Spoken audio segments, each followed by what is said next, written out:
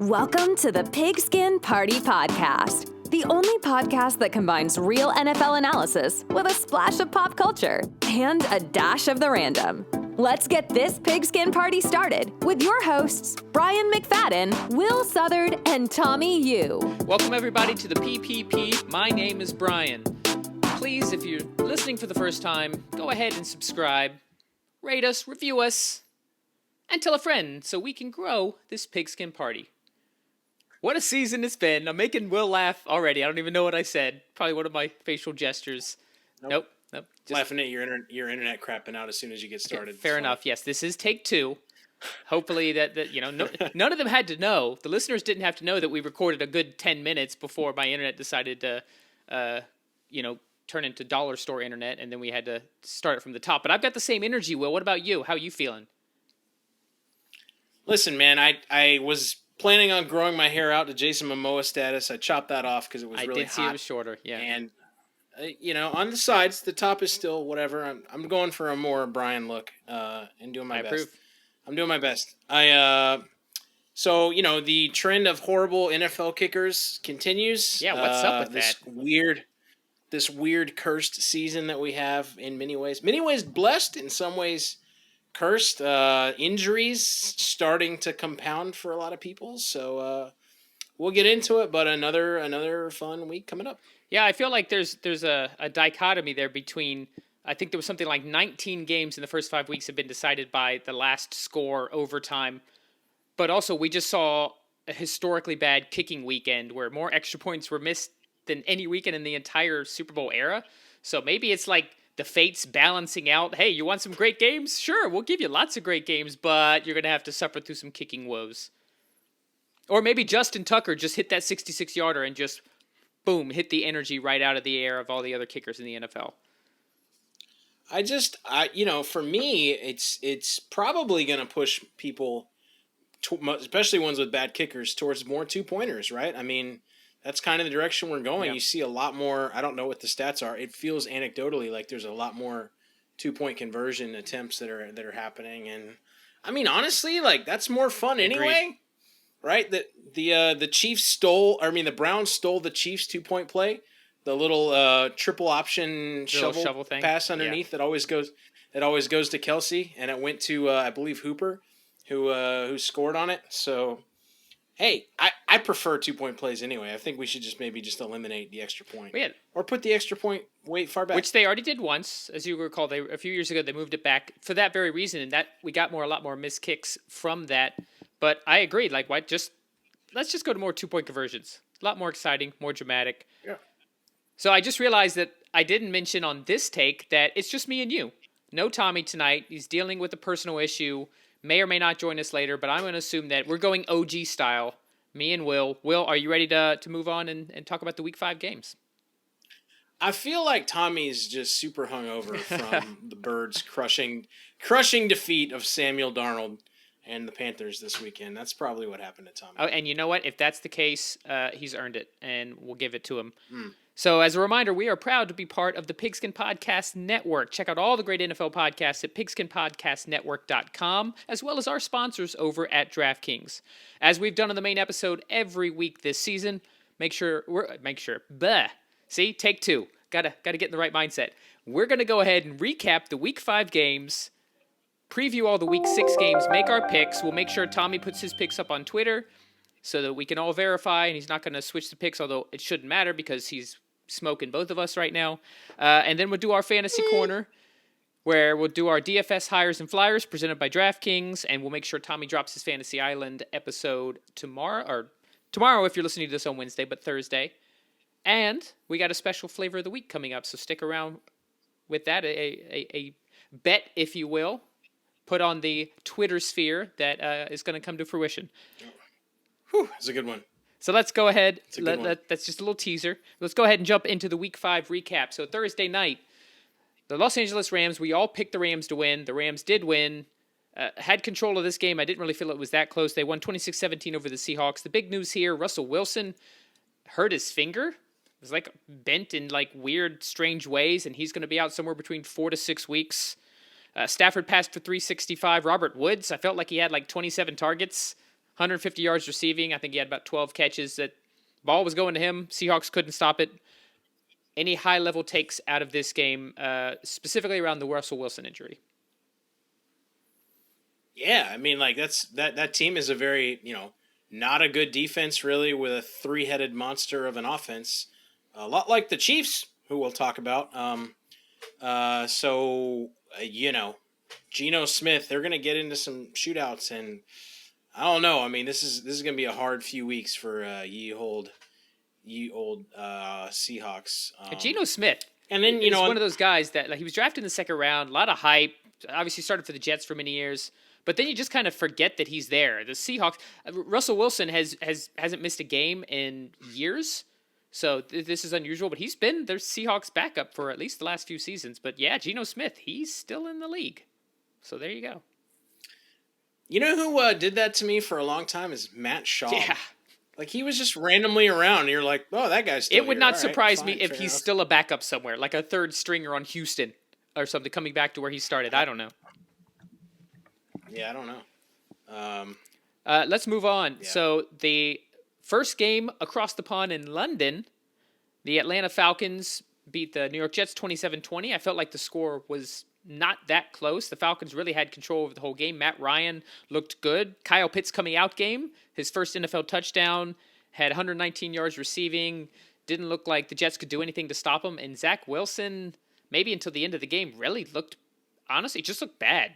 Like, not even rookie bad, but like missing really short passes. Yeah. He's looked bad for a Yeah. while, right? I mean, it's not like, this was the first week of that.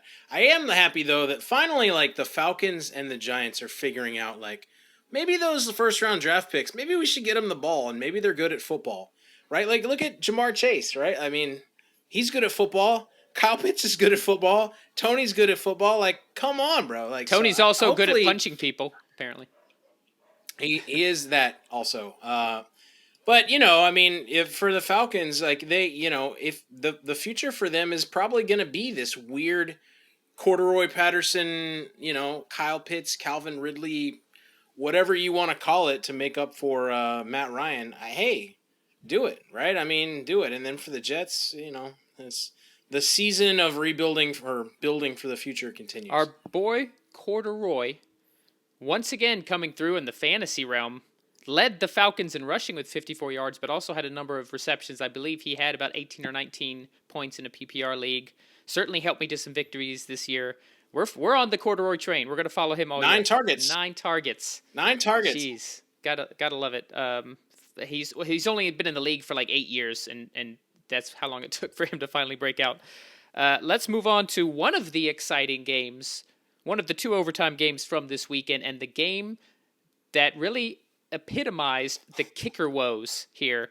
So the Green Bay Packers beat the Cincinnati Bengals 25-22 in overtime, but that doesn't tell the story, does it, Will? No. Very fun game. When you talk the game on a whole, okay, I'm sure we'll talk about that. But like, I saw after the post game, Aaron Rodgers gave Joe Burrow some advice, and his advice was slide. Yeah. Like, you got a long career, bro. Like, just get down. And like, watching that game, and I saw him take that hit. We both did. We're like, what are you doing? Stupid. What, dude? No. Don't. Like, that's not worth it. Like, the NFL needs Joe Burrow in it. The Bengals fans need Joe Burrow, right? Like, please. But hey, Jamar Chase continues to be like utterly dominant. I mean, I think he will be as long as Joe Burrow is his quarterback. Hey, remember that time we didn't think he could catch in the preseason? That was fun. That was fun. That was a good time. He can catch, so there's that. Joe Mixon really hasn't had the year that I thought, but the Bengals are a fun team. I think we both agree there. And then on the other side of the ball, Devonta Adams was just literally couldn't stop him. 206 of Rodgers' 344 passing yards went to Adams. Everybody knew who was getting the ball. Didn't matter. But we're glossing over. We're glossing over the elephant in the room here. The kicker issues. It was like 6 field goals. Like neither team could win this game. I was cheering for Cincinnati because I like the Bengals, but also because I was the only one of us to pick Cincy to win this game. Both of you, correctly as it were, picked the Packers, and I was so close. And just neither team. Crosby missed multiple field goals. What's the guy for? I know he's your Gator boy, Evan McPherson, who has been been a good rookie kicker. He missed a bunch of field goals. It was just all the kicking woes wrapped up into this game. It was disgusting. And the Packers got the last chance, and you give Rodgers so many chances, eventually the Packers are going to beat you. All right, let's. Mason Crosby was 4 for 7 on field goals and 1 for 2 on extra points. Like, come on, bro. Like, apparently there was a crosswind. You know somebody said something about a crosswind, and sure. I'm sure there would be all. You could. You know who I miss? Who is that guy? He played for the Bears forever, and he was my secret. He was my secret weapon. Robbie Gould. Well, yeah, he was played for the 49ers. He got injured. I mean, he's the primary kicker for San Francisco. He was my secret weapon in DFS for a long, long time because he was good for like 15 points a game. Kicker in DFS? The Bears just kicked. Or yeah, back when FanDuel had kickers and they didn't have flex. Or they had exactly. They had kickers, not flex. That was obviously before I joined. But, all right, let's move over to couple other teams in the NFC North. Anthony, man. So close, yet so far away. This is the opposite. Where's the womp, yeah, womp, he needs a couple of those, or like some sad rainstorm, like just you're soaked because you don't have an umbrella type music. What? Obviously, we're talking about the Detroit Minnesota game. What a cursed fan base. Like, I'm sorry, like watching Dan Campbell's post game press conference. Oh, you feel. You just want to root for the guy, bro. Like, come on. Like, when they scored, right when the Lions scored to take the lead going in the game, I said, "Wow, Lions!" And then I said, "Uh-oh." I was like, "The Lions are about to lion." There's 30 seconds left, and you did. You lioned. Yeah, Greg Joseph hit. I believe it was a 54-yarder. For the Vikings to get that victory. This is the same kicker who missed a 37-yarder to lose to the Cardinals in week 2, I believe it was. But when you're kicking against the Lions, that kick goes in. Just like a 66-yarder from Justin Tucker, that kick goes in. Anthony, the one thing we have to say is we like your coach. He's a great guy. I'd like to play for him. So, there you go. Little optimism. There's no more... Jared Goff had a very Jared Goff game, 21 of 35 for 200 yards and 1 interception. Yep, that's like the standard baseline Jared Goff stat line. Alexander Mattison had another solid game filling it. He's not your future quarterback, Anthony. You'll be getting one of these rookies coming up. Alexander Mattison did a great job filling in again for Dalvin Cook, who was ruled out on a game time decision. Had over 100 yards rushing. I think he had about 150 total yards, including receiving. Vikings still looking strong. They've been in all their games 2-3, but scrappy long season to go. Pittsburgh Steelers 27, Denver Broncos 19. We all also correctly picked this. We all of us did great on the picks. We'll talk about that after we talk about all the game recaps. Teddy Bridgewater 288 yards. Najee Harris solid game on the ground. Really his first great rushing game. He's been primarily used as a receiving back. And Chase Claypool. Oh, yeah, that guy. Big Ben found him for 130 yards. But at the end of the day, this was just the Ben doing just enough. He had a bad sack and fumble early in the game that was recovered. So it's not like he didn't have his share of woes. Threw an interception that was particularly ugly. But they still won. This was the defense coming through. Still really worried about the Steelers' offense. But a W's a W. Yeah. There's not a lot you can say about the Steelers, right? Agreed. Like, and for the Broncos, I mean, it's what you knew going into the season with Teddy Bridgewater, right? I mean, yeah, they've got some injuries, but they're just going to be a mediocre offense. It's just kind of what it is, right? Javonte Williams looks good though. I mean, a bright spot on that team. Cortland Sutton is still, had a great game. Hinton, the quarterback of fame from last year, had a TD, so good for him. It's they're not really using Noah Fant for some reason, like I thought. Talking about trends and things like that. I mean, he's a good weapon. I was surprised. I thought that was a great matchup. I put him in a number of lineups for DFS, and he just definitely disappointed there. They play the Raiders. We'll talk about this, obviously. So two teams that started off undefeated as going in opposite directions. That should be an interesting matchup. The next game, you know what? The Dolphins, I'm numb. I knew this was going to be the result, but the shellacking was not unexpected, but still, it just, you hate to see it. 45-17. Tom Brady went absolutely off. He had 5 touchdowns, I believe, 411 yards. Antonio Brown looking like vintage AB.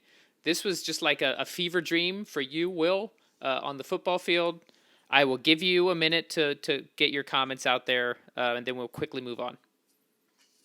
I mean, I don't have any, right? I mean, the Bucs were, they should have done this, given all the talent that they have against the Dolphins.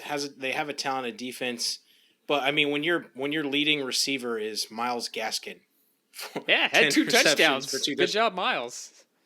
I mean, hey, yeah, I mean that's a team that's going to have to figure it out on offense, but yeah, I mean the AB thing is real. Without Gronk, their tight end usage is a little weird. My boy Gio coming through had his first TD. I was counting on 2. I'm going to be right one time. Still haven't got that 2 TD game from Gio Bernard. But the thing is that Leonard Fournette's playing really good, right? I mean, they're clicking. So I don't like the match. We'll talk about the matchup this week. I'm really sorry, Tommy. I'm really sorry about what's going to happen on Thursday night. But they look great. They look really good. My tribute, actually, my prize to Tom Brady for doing so well will be showcased in the flavor of the week. That's right. There you go. There's your tribute. Yet another tease for the special we have planned for the flavor of the week, so make sure to stay tuned for that. It'll drop on Friday. Let's move on. The New Orleans Saints, 33. Washington football team, 22. Jameis Winston, 279 yards. Had a few Jameis moments, but ultimately they came up with the win. This was a good Alvin Kamara game. I believe he had about 140 yards from scrimmage. Marcus Callaway, 85 yards and a touchdown. So not a lot to take out from this. This is basically, we all picked the Saints on this one as well. Heineke didn't look that great in this one. It was really one of those games, one of the worst he's looked, I think, this season. Going up against the Chiefs next week, so... Yeah. I mean, he's going to have to, right? I mean, there's a lot of sneaky plays in that game next week, and we'll talk about that. Antonio Gibson looks really good. Scored a couple touchdowns. Although he only had 3 yards per carry. 20 carries, 60 yards. So not a lot of running room, but he did manage to get into the end zone twice if you're following him for fantasy. Tommy's Philadelphia Eagles with a nice comeback win. Jalen Hurts, after a predominantly horrible game, really showcasing his talent at the end to come back.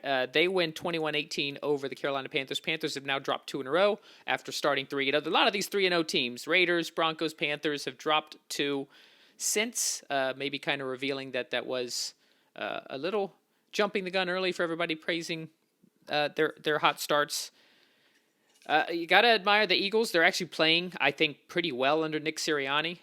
Still questionable on some of the play calling, and but they're playing above their talent level, and that's usually a reflection of coaching. So good job. And any takes from this game? Well, I think the story of any team and any team's season starts and ends with how healthy they can stay, right, throughout the year. And I think when you look at the Panthers, certainly, the loss that they had with McCaffrey. I mean, Chuba Hubbard is a downgrade. I mean, he had a good game. He had a good game, but he's not CMC, Christian McCaffrey, right? And then they had the J.C. Horn thing on the defense. On the other side of the ball, it's good to see Devonta Smith doing what he was drafted to do, right? Taking over the legit number 1 spot for the Birds. So I don't know, man. To me, I'm glad to see Philly pull this one out. Darnold had a really awful game. Like, my respect Sam Darnold thing just took a shot. I really want him to do well this year. So we'll see. We'll see what's coming up. But Panthers are gonna have to figure it out. The expectations are high, but Could get McCaffrey back, I think, this weekend. So McCaffrey was talking as though he was planning on playing this past week, and then was ruled out the morning of. It was a true game time decision, but he said he had been feeling good. So that's optimistic for the next game coming up. So I'm sure all of us would be happy to get Christian McCaffrey back. We'll follow that closely. Another notch in the not surprising category: Tennessee Titans 37, Jacksonville Jaguars 19. King Henry had 3 touchdowns. James Robinson also still playing great. I'm glad that for Urban's sake, they realized that they had a stud running back. Well, he kind of disappeared in the second half, which was that's weird. True. He started hot. And I think he had, Urban's like, go ahead. Urban said, I didn't realize his carries dropped off in the second half. It's like, well, you didn't realize. That's your job. That's literally your job. What? Track your players, track your gameplay, and figure it out. I'll give you a quiz. Who was the Falcons' number 1 receiver? I mean, the Falcons. Who was I was the like, why is this Jaguars' going towards the Falcons? Okay, gotcha. number 1 receiver in this game? Dan Arnold. Dan Arnold. I saw that earlier. Dan Arnold. Like, what? Like, what are you doing, bro? Yeah, I mean, he's like, hey, guys, I'm here now. Like, let's do this. So, I was all about Laviska Shenault. I thought this was going to be a Shenault game with Shark out. He had 1 catch from 60 yards. Always is. Yeah. He's not a thing. Let's stop making him a thing, right? Can we? And then as much as I have been critical of Derrick Henry and still kind of am, the team runs through him. 3 TDs against the hapless Jaguars. Like, I had to do it. I picked him. You just have to do it. Very bad defense. Just a couple of very bad teams, and I think if anything, Jacksonville needs to learn that James Robinson is good at football, right? Become a run-first offense. Take it off Trevor Lawrence's shoulders, But not next week when they play the see. Dolphins in London. Please, I really need a win for my Miami team. Here's a pop quiz for you.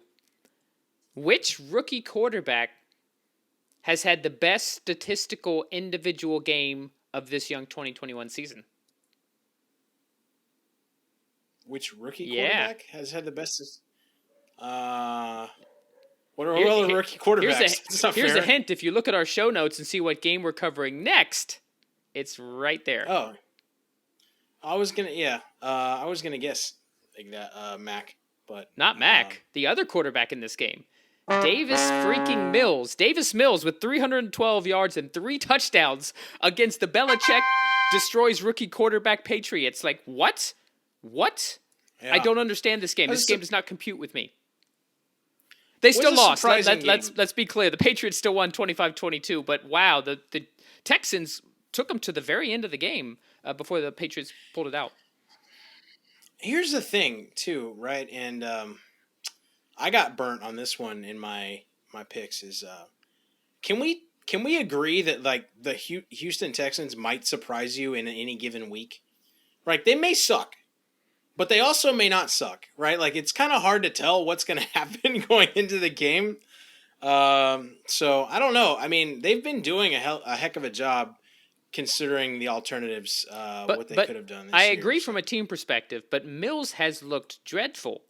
And then he goes up against the guy where rookie quarterbacks go to die and carves them up. Like, the leading receiver for the Texans, I don't even know who this is. Chris Moore? 109 yards? I don't know who Chris Moore is. I cover the NFL. We have an NFL podcast. I don't know who that, this game does not compute with me. I don't know about you.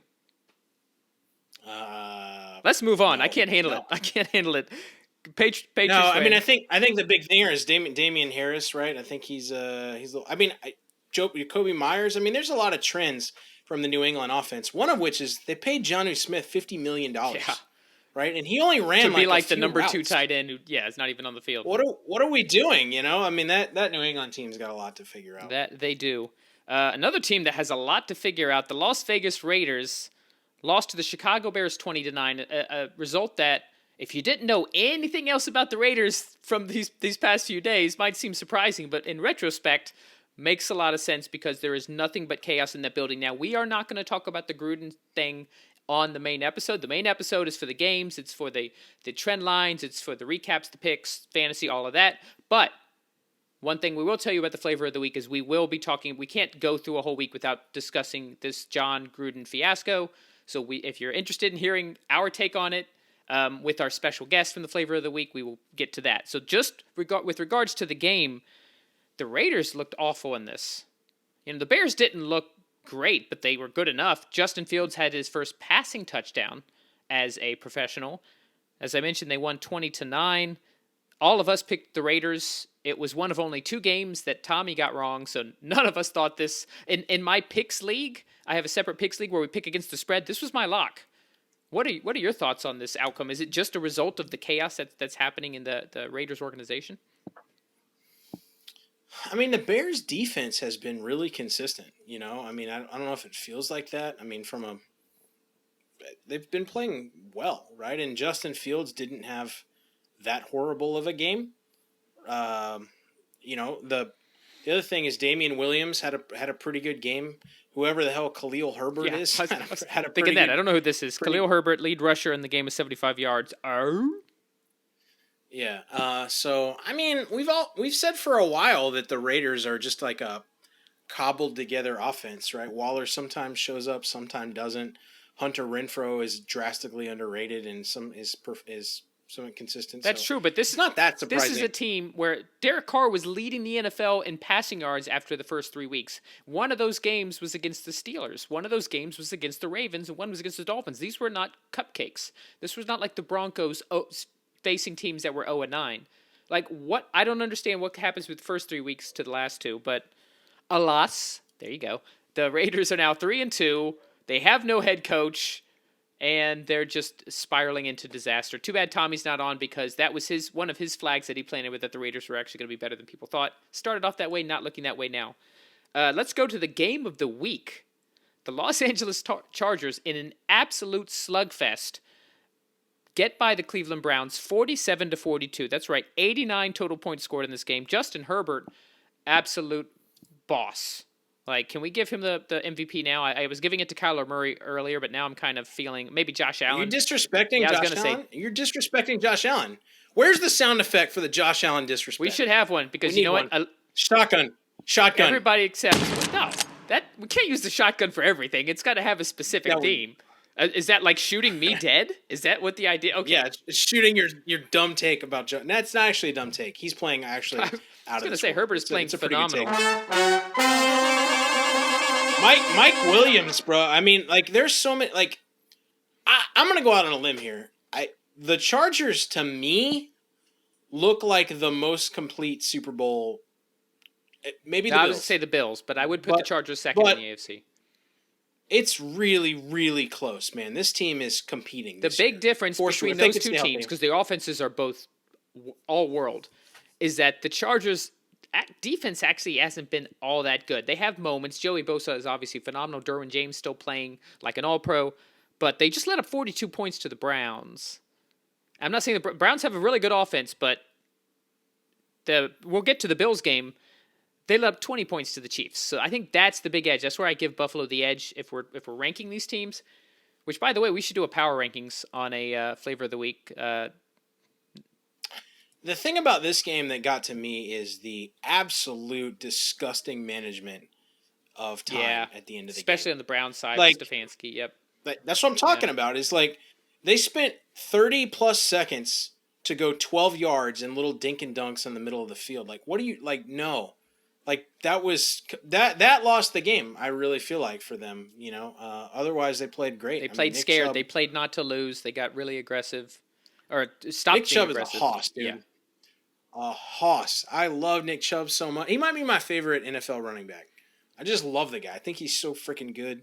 Eckler is playing out of his mind this year. So is Mike Williams. I mean, it's Mike Williams' season. He's kind of taken over as the number one target in that offense, even though Keenan Allen had some really clutch receptions. By the way, funny, chalk that up as things you rarely see in a football game.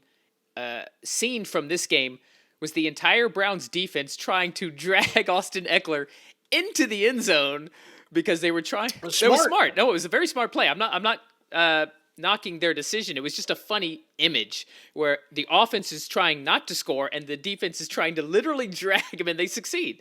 Pull Eckler in the end zone. He helped me win fantasy. Appreciate that. Have you ever seen Austin Eckler without his helmet? I've never seen a more athletic guy look older. Like his hair situation with like his like old man Fryer, but then you see like his bald on top. Have you heard his nickname?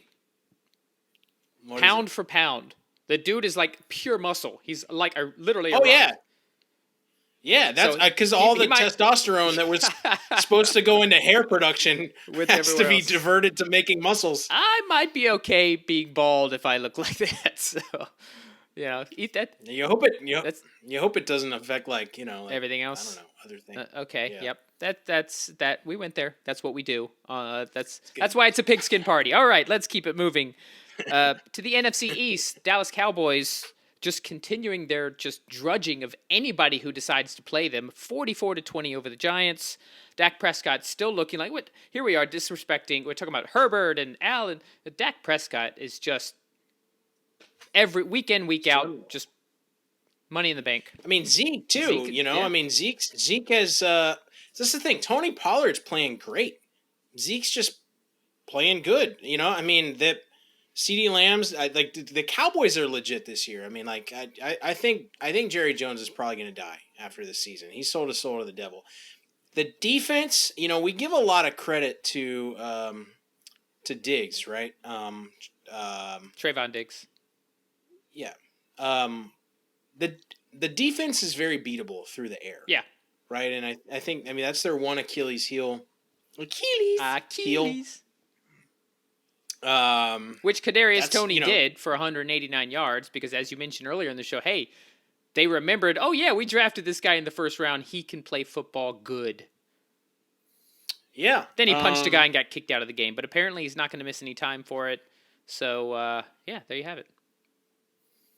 Giants are a mess. The Giants are Danny a mess. Dud not sure who they're got rocked. Had to leave with a serious concussion. I've never seen anybody get up and just kind of go like, woo, you know what I mean? Who was it came in? Was that the Mike Glennon show? Glennon was the one who came in, right? Isn't Glennon their backup? Yeah. Yet another guy like, oh yeah, he's still in the league. Used to be a starter. He is still here. Why don't you trade for Gardner Minshew or trade for, I don't know, anybody who's good? Is it Minshew on Philly? Yeah, the Eagles aren't going to trade for him in division, but they don't need him. The Arizona Cardinals, another result that we expected, but maybe not in the way that we expected. They beat the Trey Lance, or Trey Sermon, as Will likes to call him, led 49ers 17-10. Kyler Murray, really statistically his worst game, but it didn't matter. 49ers couldn't really get anything going on offense. Their only touchdown was a Deebo Samuel rushing touchdown. So this time it was a game where the Cardinals defense stepped up. We will see if that's the case in this coming week, but Arizona remains on top of the NFC West. Yeah, I mean, people had kind of forgotten about D-Hop for a couple weeks there, with the injury, so I thought it was going to be a sneaky game for him. The Cardinals offense, I don't understand. I don't understand where it's went the last couple games. Like, I don't, they seem off. Which is what happened to them last year and the year before. They start like firecracker. Just nobody can stop them, putting up insane numbers. Oh, Cliff Kingsbury's a genius, and all of a sudden it just stops working. So, curious to see if that keeps up. They have a very tough matchup against the Browns coming up in Week 6. There has been a changing of the guard in the AFC. We mentioned it earlier, but the Buffalo Bills, this game wasn't close. Yes. The Buffalo Bills beat the Kansas City Chiefs, the defending AFC champions. I'm pretty sure I picked this right? No, I was the only one to pick the Bills. Both you and Tommy picked KC. Really? Yeah. I was stupid. I bet a lot of money on the Bills, so I won a lot of money. Emotional hedge, right? This was the only one I picked correctly that you guys didn't also pick, so I was proud of this one. I went with Buffalo, and man, it was just not even close. They had a commanding lead throughout the entire game. The Kansas City turned the ball over 4 times. That's been a thing for them this year. The Chiefs have actually had a lot of turnovers. The Bills just big play after big play, getting a lot of pressure. That Bills defenses look great. They held the freaking Chiefs to 20 points. Josh Allen is that dude. He is that dude. Dawson Knox went off, bro. Like, what a fun game, man. Like, I think when we're talking about trends and moving forward, Clyde Edwards-Helaire going on IR. I think there's some opportunity there in that backfield to get some low-priced receivers. Josh Gordon had a catch. Yeah, hey, he's here. He's back. He laid off the weed long enough to actually get off the commissioner's list, and that's gonna be the thing for the Chiefs, though. Is can they figure out that defense? Can they involve? That's really it. I mean, because the Bills were gonna score, and then it was gonna be a boat race. So good on the Bills, though, man. God, they look so good. Josh Allen is that dude. He looks amazing. We were all questioning after that loss to the Steelers in Week 1, and man, those two teams have gone in two different directions. But yeah, I think the Buffalo Bills are the best team in the NFL right now. I'm just saying that. We've gone from saying the Rams were the best team, technically the Cardinals the only undefeated team. Can we agree, though, that in terms of like fan base annoyance if they win the Super Bowl, like I'd rather see the Chargers do it than the Bills. The Chargers barely have a fan base. There's like 17 Charger fans. I would be happy for all 4 of the Charger fans versus like how many tables will be broken or how many like go Bills like Mafia.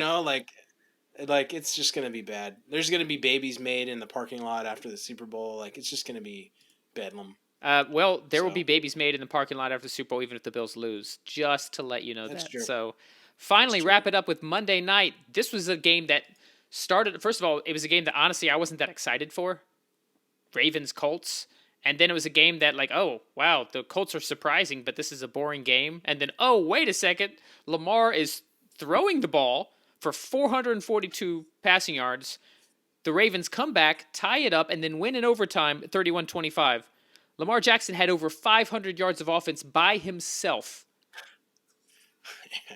He's got more offense than some teams. And by the way, he completed over 80% of his passes. This wasn't like a, 22 for 41 type no, he was so efficient. He was accurate. He was making plays with his legs like he always does. Mark Andrews had a beast game. It went from a game that was very sleepy to yet another exciting primetime game, and the Ravens came away with the victory in overtime. Yeah, this is a game where Tommy would be like, "Respect Lamar Jackson, I called it." That's true. We'll do it for him. That was a good Tommy impression. I approve. I really enjoy doing Tommy. Speaking of impressions, as I was listening to the flavor of the week, Tommy starts off of like, is he trying to like make fun of me? I'm like, all right, kudos to you. Oh, yes. Devonta Freeman had 1 carry for 1 yard. Good for him. He did have a catch, too. I feel he had a catch late in the game. But it turned in. I watched the whole game, and it was exciting. This was the Ravens. They don't play any sleepy games. I'll say that. Every single game this season has been close. Even the Lions. They had to squeak one out against the Lions. So, yeah, interesting to follow them going forward. Our picks. So it was gangbusters. We all crushed it. When I go 12-4 and I still lose ground on Tommy, that's telling. So I went 12-4. Will, you went 12-4. Tommy went 14-2. His only misses were the Raiders, which we all got wrong, and he picked KC to win instead of Buffalo. 14-2. How are we supposed to catch this guy if he keeps making these picks? Kudos to him for picking the Eagles, picking the Falcons, teams that we picked against. The record for the season, I'm at 51-29. Will, you're at 53-27. Tommy's at 57-23. So still 6-game differential between me and Tommy, 4-game between you and Tommy. This is still anyone's game after only 5 weeks in an 18-week season. Okay, let's go ahead and jump into week 6. Your beloved, 2-season-long beloved Tampa Bay Buccaneers traveling to Philly play the Philadelphia Eagles. They are favored by 7, over under of 52.5 for Thursday night. Who you got? The Bucs. You said something earlier about, I'm sad for the Buck. I thought you were going to pick the Eagles, but no. Oh, I said I'm sad for the Birds. Oh, you're sad for the Birds. Gotcha. True. I mean, a sneaky Devonta Smith play because he's going to probably have 150 yards in this game because the Bucs have no secondary. But luckily, Jalen Hurts doesn't really throw very well. So, like, I feel like, Tampa's going to win. It's just they might have a good statistical game. Yeah, this could be a good, if you play the Thursday night games where you have to, like, pick a captain or MVP. Yeah. Smith. Devonta Smith. I also picked Tampa Bay. No additional insight needed here. I'd be curious if Tommy was on the show, and I guess we'll find out on Twitter if he would stick to his birds. He's been picking the Eagles all year, and it's done him well. But yeah, tough game against the defending Super Bowl champs. I hope so too. We need to catch him. Tommy, please pick the Eagles in this game. Can we just lock him picking the birds? Like, let's just lock it in. Can we just lock in all his picks? Doesn't matter what Let's he says. just decide what his picks are. We'll just pick all the worst ones. Let's move on to Sunday. Another London game. My Miami Dolphins playing the Jacksonville Jaguars. Please let this not be the game that Trevor Lawrence decides to, come of age and decimate the Dolphins. We should be getting Tua back. He was just activated off the IR today. That's already promising. I'm not saying Tua is a game changer, but he's certainly better than Jacoby Brissett. The Dolphins are favored by 3. I'm going to pick my Dolphins. I'm not going to pick them just because I picked the Bucs last week, so I'm not being a homer here. But it is the Jaguars, the worst team in the NFL. Who you got in this one? Here's the thing, right? I mean, you can pick the Jags if you really want to. I wouldn't blame you. There was part of me who wanted to, it's like the masochistic part is like, no, the Jaguars are going to pull this out against your Dolphins. It would be more fun if I picked the Jaguars, and I don't care about our picks record, so I'm gonna pick the Jags to do the upset in London. Now I'm gonna push back. You have complained about certain injuries and picks and stuff, and how you want a lot. You do care about these picks records, so I don't want to hear that you don't care. But we're locking in. You're officially picking the Dolphins, right? No, you're gonna pick Jacksonville. Oh, okay. All right, picking the Jags. Los Angeles Chargers at Baltimore Ravens. Here is a barn burner if there ever was one. The Ravens are favored by 3.5. I don't get the point spread. The Ravens are playing at home. Who do you have in this one? The spread should be 1. Or a pick 'em. I'm taking the Chargers. I am also taking the Chargers. This game was one of, if not the hardest game for me to pick. I really dug deep on the analytics here to try to, and I just couldn't find any scenario where I thought the Ravens would win this. I think the Ravens defense has had trouble with injuries, especially in the secondary. They lost Marcus Peters for the year, and no team has been able to slow down Justin Herbert, let alone a team who's had secondary issues. The Chargers have not been good against the run, so I do think this could be a game that really gets up there in points. But at the end of the day, the Chargers have been coming out on top. The Ravens just played. They'll be on a somewhat of a short week, coming off an emotional overtime win. I just see the Chargers winning this. Minnesota Vikings going to Carolina to take on the Panthers. The Panthers are favored by 1.5. Another game that was tough for me to pick. I'm going to go with the Vikings on the road here. Same. Okay. I was hoping to get a little differentiated there, but okay, let's move on. No, I think the Vikings are gaining steam. Yeah. I think Carolina is, they're feeling those injuries. I mean, especially if Dalvin Cook is healthy. Justin Jefferson looks absolutely like even a if force. Cook isn't, Madison has looked good in 2 weeks in a row. So yeah, it's a nice plug and play backup. We're on the same page there. Green Bay Packers traveling to the Chicago Bears. I thought about getting cute here. There was a part of me I wanted to pick the Bears. I hope this isn't one of those Jets-Titans scenario, but I have to pick the Packers at the end of the day. Favored by 4.5. Cincinnati Bengals traveling to the Detroit Lions. Is this the first week that the Lions get a win under Dan Campbell? I'm saying no. No. I'm sorry. Cincinnati. We're fans of this Bengals team. Sorry, Anthony. Hey, just your team plays well. Your coach looks solid, and you're going to get a high draft pick. It's okay if you lose. Anthony, play the boing if you're picking the Lions, or play shotgun if you're picking the Bengals. Even Anthony knows. Pick Cincinnati. He was ready with that. Sound drop. He's just like, F it, shotgun. Houston Texans traveling to the Indianapolis Colts in an AFC South showdown. The Colts are favored by 10.5. I honestly don't like that spread, but I got to pick the Colts in this one. But I don't think the Colts are in a position to beat anybody by 10.5. And this is a Texans team that, as you mentioned earlier, can surprise some people. Who do you have? Colts at home. Colts at home. All right. we got to mix up some pick. I guess we had the Dolphins Jaguars pick is a little different. That's why I picked that, because these games are going to be very lined up. I mean, and like the next game, we're talking about the Los Angeles Rams going to New York to play the injury-laden mess of the New York Giants. They don't even have Danny Dimes in all likelihood unless he makes a miraculous recovery. 10.5 points. 10.5. Yeah.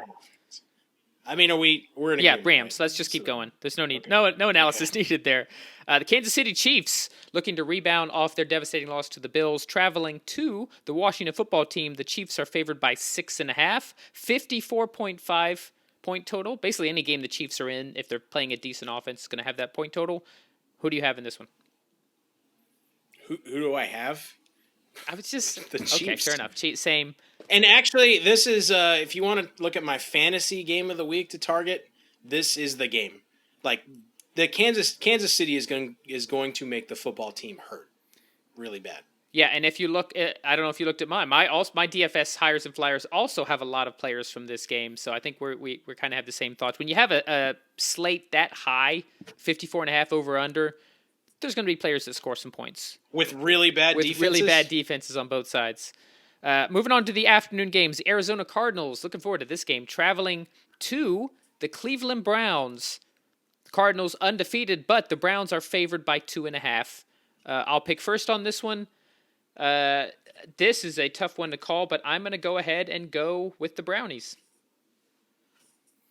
Man, I wanted to disagree with you, and I'm going to go with the Browns too. I think the Browns just feel disrespected.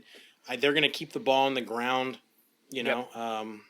I think this is Kyler Murray's been kind of off, so I'm going to go with the Browns. I agree. The offense is sputtering a bit in Arizona. I think this is a game where they're just going to pound Nick Chubb and Kareem Hunt and try to control the clock. And at home, that Browns stadium is going to be rocking. We're in agreement there. If you got a big Chubb, you just need to pound it. That's all you got to do. Hunt for that Chubb into Mayfield. Look at that. Oh, nice. Anthony on top of it. All right.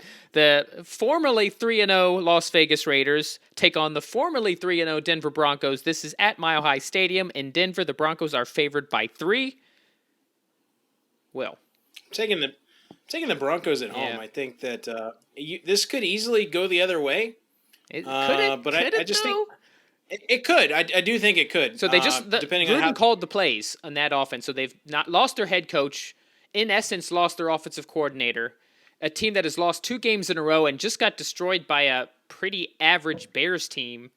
And then they and is full of distractions. And you're traveling to a Denver team, which, say what you will, but they still have a strong defense, playing at home in Mile High.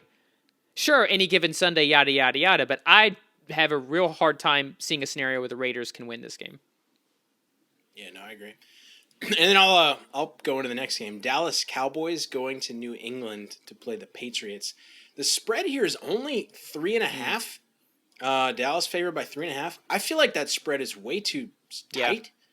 Like that should be 7 at least. Agree. 6 to 7. So I'm taking Dallas on the road in New England. I think Dallas is on fire, and I think New England is. Who knows though, right? Like this could be the week that New England defense shows up. But I don't think they have the offense to exploit Dallas' secondary.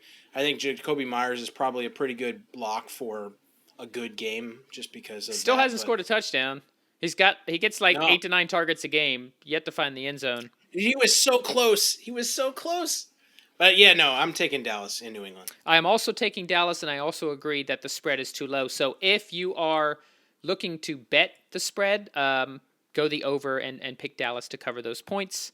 Sunday Night Football, Seattle Seahawks at the Pittsburgh Steelers. The Steelers are favored by 4. This is a game that probably would have been harder to pick if Geno freaking Smith wasn't the quarterback for the Seahawks. So as much as I do not like that Steelers offense, I have said it over and over again, both in the preseason and now, I have to go with Pittsburgh at home here. Same. And finally, finish it off with Monday Night Football. This could be a shellacking. The Buffalo Bills traveling to the Tennessee Titans with one of the worst secondaries in the NFL. Over-under is 53.5, so the second highest point total behind the Kansas City Chiefs and Washington Football Team. The Bills are favored by 4.5. I also feel like that spread is too tight. Definitely going Bills on this. Same. Okay, so we picked Everybody the exact same except for the Dolphins Jaguars? Yeah. Okay. Fair. Hopefully Tommy makes some crazy picks. Maybe he's... Tommy picked all the upsets. It was weird.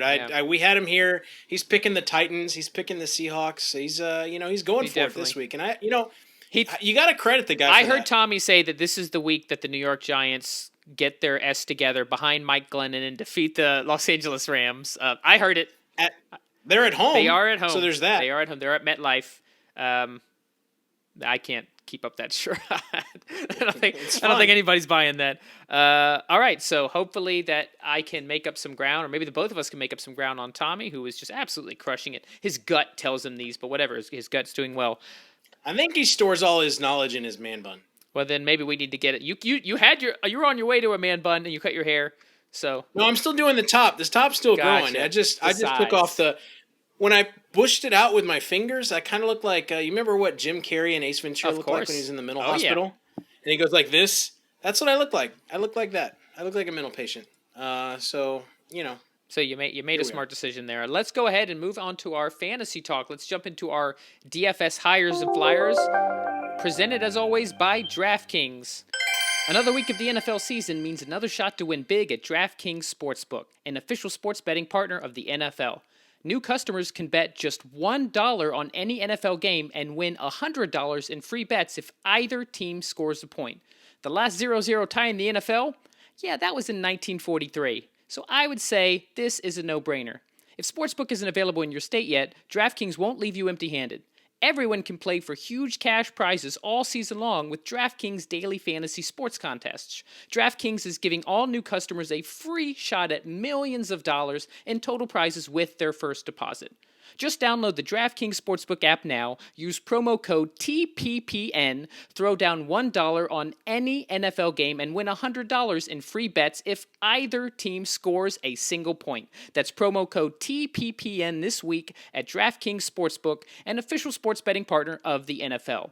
Must be 21 or older, New Jersey, Indiana, or Pennsylvania only. New customers only. Minimum $5 deposit and $1 wager required. One per customer. Restrictions apply. See DraftKings.com/sportsbook for details. Gambling problem? Call 1-800-GAMBLER.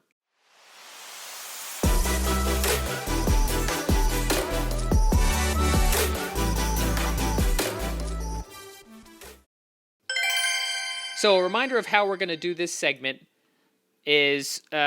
as always, we will each give a higher, somebody who's higher priced on the DFS slate. We'll use DraftKings prices, but who we feel has a good matchup and is poised to produce and justify that high price. And then we'll give a flyer, a lower priced value play based on the opportunity or the matchup before them that is poised to have a good week. We will do every position, and we'll start at quarterback. I'm going with Justin Herbert, a.k.a. Air Bear, priced at $7,300 versus that Ravens defense. He has 11 touchdowns, 0 interceptions in the last 3 games. He's averaging 27.2 points per game. So you're already looking at almost 4x based on his price, just on his average alone. And I think this is a game that could have a lot of points scored. Justin Herbert is my hire for quarterback this week. I like it. I do like it. I'm going to go, if you don't like that pick and you want to go the highest of the high and do a stack, you're going to hear a theme from me the whole time that we do this. I'm going Patrick Mahomes against Washington defense. Patrick is not happy. The Chiefs are not happy. They're not going to pull off the gas pedal against Washington. Like it's going to hurt. What is the price? I looked at Mahomes. He was a very obvious play, but I think he was like 89 or something. He's 83. He's $1K more than Herbert. Right. So I guess the decision there is look at who else you're playing, right? If you're going to stack him with Kelsey or Hill or both, like I probably will, and maybe the fourth one, which is a running back from that same team, just hammer it in. You could do worse, but that is a very expensive price on DraftKings to pay for a quarterback. Staying in that same game, my flyer for the week, Taylor Heineke, priced only at $5,800 against a Chief defense that doesn't matter who they've played this season, is just a sieve and just allows lots of points to opposing quarterbacks. Heineke in his own right is averaging 21 points in his last 4 games, and the fact that they're going to be playing from behind, on top of playing a bad Chiefs defense, this is just prime. Get a lot of points and garbage and try to catch up. The Chiefs will still win, but at that $5,800 price, you don't need a huge game for him to pay off there. Yeah, I like it. I mean, caveat to all of our picks, they're early in the week, just like our other picks are. So injuries can change a lot of things. Like, obviously, going into last weekend, Alexander Madison was like the top play on the slate. So anyway, think about that as you go into the game. But tournament play only. Tournament play only. You could go real cheap, and you could take Mac Jones versus Dallas. And that's based on Dallas has a very bad secondary. It's very likely that Mac Jones won't pay out, but he's 5,200. Could throw for a couple touchdowns. They're going to have to push the ball downfield if they're going to have any hope in this game. I mean, if he gets 16 points, you get 3x there, so that's not out of the question. That's it. Right. So, again, I wouldn't do it in cash, but in GPPs, probably could do worse. Moving on to running back, Austin Eckler, sticking in that same Ravens-Chargers game, 7,900, which I still think is low based on his production in the past game as well, versus the Ravens defense. He's averaging almost 25 points a game. The Ravens are 28th in DraftKings against running backs. Just seems like a no-brainer pick, plug and play at higher. Yeah, I mean, Austin Eckler is the play, like, pretty much week in and week out right now. I mean, if you want consistency playing cash. I think, for me, he's looked good, Gibson, against KC's defense. I think you could do worse there. And then, a 6,500 versus the KC defense. I mean, they're going to have to score points somehow. And then for my flyer, I'm just going to flip the script, right? I'm going to keep on this theme. With Clyde Edwards-Helaire going on IR, they got two backs. Jerick McKinnon, I believe, is the other one, right? But Darrell Williams, 4,900. Chiefs starting running back against Washington defense. I mean, for me, that's kind of almost a no-brainer lock-in, at least as a flex play. So that's where I'm at. I have a similarly priced guy. So this was purely injury, like yours, injury-based. Saquon Barkley hurt his ankle. He stepped on somebody else's foot or something. So he's doubtful already to play. So enter Devontae Booker, who had 19 touches and got 20.8 points this past week. Only 5,400 going against a Rams defense that is actually 19th versus running backs on DraftKings. So at 5,400, once again, you only need, 12 to 16 points for him to have any type of value return there. At that price, yeah, I'm definitely going to be playing him in some lineups. I like the Darrell Williams pick as well. Moving on to wide receiver. Going back to that Chiefs game, Scary Terry, F1, Scorin McLaurin, whatever you want to call him, Terry McLaurin, 7,100, going against that Chiefs defense. We talked about the bad secondary. We talked about the game script with the Chiefs just getting a big lead. And he's still averaging 18.6 points even without all that. So I think if you want to stack Heineke with Terry McLaurin, you got 5,800 at quarterback, 71 at wide receiver. That's going to leave you a lot of money to spend elsewhere. Who you got at higher? The thing for me this week is, are you playing Devonta again, right, against Chicago? Chicago's secondary has looked bad. He's probably the play, right? I mean, between the two, because Tyreek has bigger variability in his week to week. However, I'm going to stick on my Chiefs theme. I'm going to plant a flag and say I would probably, Tyreek this week. I'm just going to keep on this theme, right? Like, stack him if you're going to do it. If you want to, do the other thing, Devonta Adams is a very good play, always is. And then for my flyer, I'm gonna go back to my Mac Jones pairing. I'm gonna take Jacoby Myers. I believe, and I don't have it in front of me, Pittman from Indy is the same price. Also a very good play against Houston. So I think you could go either way or both. Really, I like both of those guys. But if you're gonna do the Mac Jones thing, pair him with Myers. I mean, he's had a ton of targets, and Dallas' secondary is very, very vulnerable. So that's 5,500. For my flyer wide receiver, here's throwing a bone to Anthony. How about Amon-Ra St. Brown? Current number one wide receiver for the Detroit Lions, only 4,200 going up against the Bengals defense. He has 16 targets in the last two games. Both Quintez Cephas and Terrell Williams are now on IR. So you basically got Hawkinson, Swift out of the backfield, and Amon-Ra St. Brown. They have, who's the other? There's another Lions receiver who just kind of started becoming a thing, but he only had 2 targets. So There's a lot of chemistry showing between Goff and St. Brown for 4,200. Come on, he could get 10 points. Yeah. Oh yeah. And you've gotten 2.5x there. So that price is going to be hard to pass up. I'm sure I'll have him in some lineups. Let's move on to tight end. Obviously, Kelsey is an obvious play here, but I'm going to go with Mark Andrews just because of the cheaper price. Once again, going back to this rate, basically we've got most of our players in a handful of games, and really that's if you want to learn some tactics for DFS, that's really what you want. You want to target these games. They're going to be high scoring because it's going to reward multiple players in that game. So I got the Ravens and Chargers game as being a very high scoring game, 5,200 at tight end. He's averaging 18.2 points, and regardless of if the Ravens win, they're going to need to pass to keep up with Justin Herbert. And who does...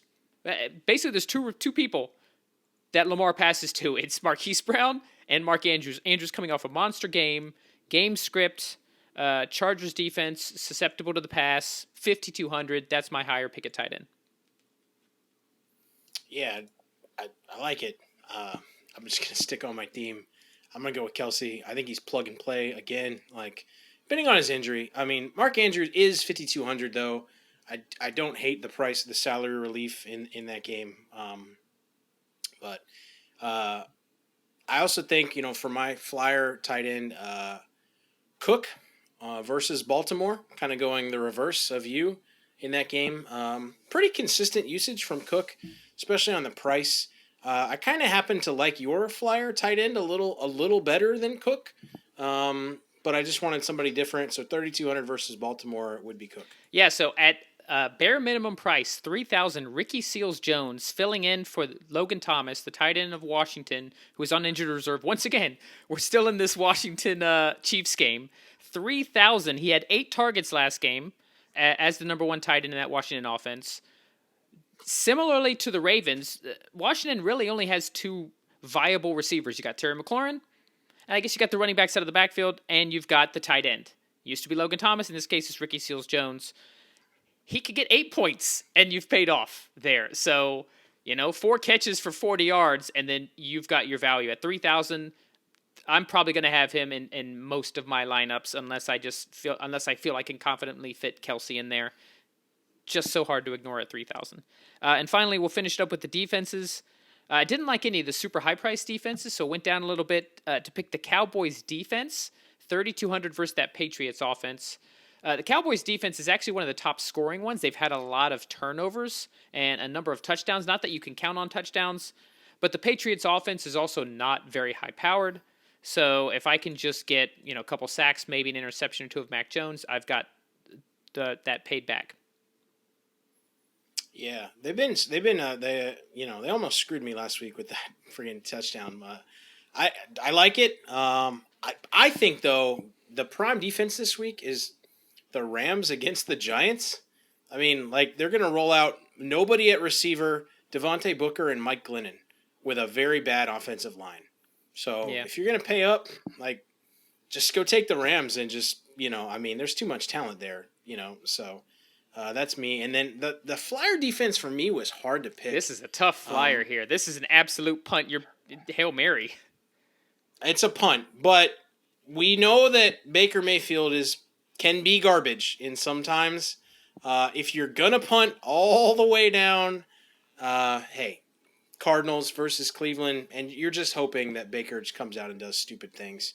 I would not do this personally. I would probably pay a little more to get one of the more consistent defenses, but the ones at the bottom are really, really bad this week. Well, here's let me say mine because I actually like my pick here.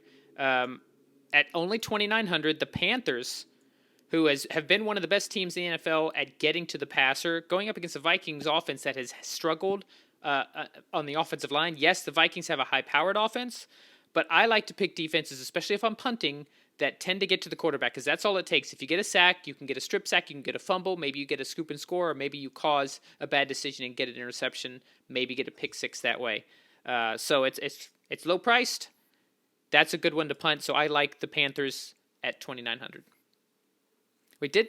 Yeah, we should talk about how I fared last week in our DraftKings contest. Well, that's in the show notes. If you would just be patient, I know you're excited to get your shout out coming up next. But a real quick plug yet again. Even though he's not on the episode, we'll make sure he records his standalone episode. Tommy's Fantasy Island will be dropping on Thursdays. That's going to be a standalone episode every week. You guys have been downloading it, so clearly you enjoy his. It's a nice little short, between 8 to 10 minutes. Our guest on the Flavor of the Week said something on Twitter about it being the kind of thing he never knew he needed, but now he can't live without. So I love that as a tagline. So stick around for the Tommy's Fantasy Island. Let's go ahead and talk about our DFS contests for the week. First, starting with DraftKings. We had 17 entries for this week. We've got about 36 members, but only 17 entries, so less entries this week, interestingly enough. If you want to join our free weekly DraftKings League, just email us at pigskinpartypodcast@gmail.com. Winners this week. The Flash 09010 winning for the second time this season, $35. Congrats. $15 to Mr. Will Southard. First place I didn't mention, the Flash had 195.4. Will finished just behind him at 192.46. Will does not get any money because as a host, he does not qualify, but congrats on getting second place. And then we had the same team, like almost. So we both picked Fournette. We both picked Tony. We both picked Adams. We both picked Jefferson. We both picked Dwelly. And where we differed, and this is where I lost. I picked Kyler Murray, and he picked Kirk Cousins. So about even. And then we differed also, picked Derrick Henry. I picked Madison. However, that was only a 4-point difference. And then I picked Damian Williams. They picked Dalton Schultz, and then Eagles versus Cowboys. So 195 versus 192. I lost by 3 sad points. Just under 3 points. And then finally, $5 for third place, Playoff Vound with 186.18. That is the second time Playoff has placed. Congrats, guys. And here's your code word of the week, Herbie Hancock. So if you want your payout, email the code word Herbie Hancock to pigskinpartypodcast@gmail.com or shoot us a DM at officialpppod on Twitter. Wait, hang on. Is it Hancock or Handcock? Once again, like last week, if they put a D or they don't put a D, I'm still going to honor it. It's close enough. But like John Hancock, have you not seen Tommy Boy? Come on, Herbie Hancock. I feel like Herbie Hancock is like the name for like somebody that likes to flash kids in the park with their brown jacket or something. Come on, Anthony. Exactly. That's a missed opportunity with the sound drop. Look into our season-long DFS league in the other platform that will not be named because they don't sponsor us. My brother Sean, Lil Mac 03, won again in Week 5 with 170.58 points. But the interesting intrigue is on the host standings. So Tommy, yet again, didn't have such a great week. So Will remains in first place at 642.94. I zoomed past Tommy. I'm at 618.72. Will, and I think you and I, our rosters were differ by like less than 2 points or something insane. And Tommy is in third place at 582.26. So a hot start for Tommy, brand new to DFS, quickly falling down. You know what? Well, if we can't beat him in picks, at least we beat him in DFS. So let's hope that keeps up. I'm tired of your annoying brother just randomly winning on just weird, awful picks every week, and he just wins. I don't understand. That's like Tommy and his gut for the picks each week. He's like, well, I just feel like the Falcons are going to win, and the freaking Falcons. The fun thing is Jeff, this sad Chiefs fan that's coming on, just forgot to set a lineup and then had to pick all of the 4 o'clock games and didn't do that bad. Jeff, by the way, who was waiting to come on and record because we're about to do the Flavor of the Week with him, and the only reason that he did his lineup is because I texted him. I said, I think you forgot to put your lineup in. And so he put the afternoon in. So let's go ahead and wrap it up so we can go ahead and bring our sad Chiefs fan on. Thanks for listening. Should have Tommy back next week. We've got a lot. Just want to take a quick second to mention we've had a lot of growth since the start of the season. A lot of new listeners have joined us and so far have seemed to have stuck around. Thank you very much. We appreciate you. If you ever have comments or want to say anything, what you like about the show, what you don't like about the show, feel free to reach us on Twitter. We could talk about what we're about to do going forward in a week or so. Yes. Thank you. Yes, we are going to experiment next week. We're actually going to record this show live on YouTube. So normally we record on Tuesday nights. We drop it on Wednesdays. We'll still do it as a podcast if you prefer listening. But if you want to watch it as we record it, which if it's live... And interact with the chat. Interact with the chat. We're going to interact with the chat. Yep. You can tell me how Brian's takes are really bad during the show, and I will call you out and say, hey, this person thinks that Brian's got a really bad take. They're right. I look forward to that. If it gets interaction with the listeners, I'm more than happy to do that. But yes, please, if you haven't already, make sure to subscribe. Tell your friends. We got a new 5-star review, so we're still batting 1,000. Somehow they just keep coming in. Make sure to tune into our halftime show every Wednesday at 8 p.m. Eastern. Just download the halftime app on either iTunes or Google Play. It's actually me and our producer Anthony live on there in an audio room talking about whatever floats our boat, and it's interactive, so you can interact with us there as well. I'm ready. Let's get to this flavor of the week that we've been teasing. Thanks for listening. Thank you for being here, Will, and stick around for the flavor of the week. Thanks for tuning in to this episode of the Pigskin Party Podcast. If you're enjoying the show, please feel free to rate, subscribe, and leave a review wherever you listen to your podcasts. We really appreciate that effort. We'll catch you in the next Pigskin Party.